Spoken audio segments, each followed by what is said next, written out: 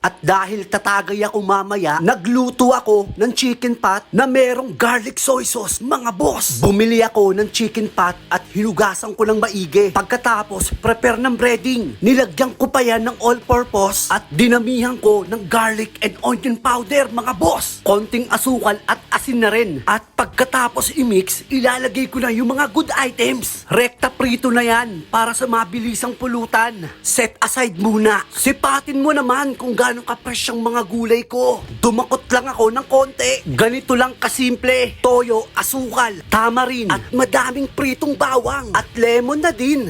Pagkalagay ko ng gulay, itatoppings ko na yung sauce dyan, mga boss. No ka ba naman? Maraming salamat po sa mga nanood at patuloy na suporta nyo. God bless!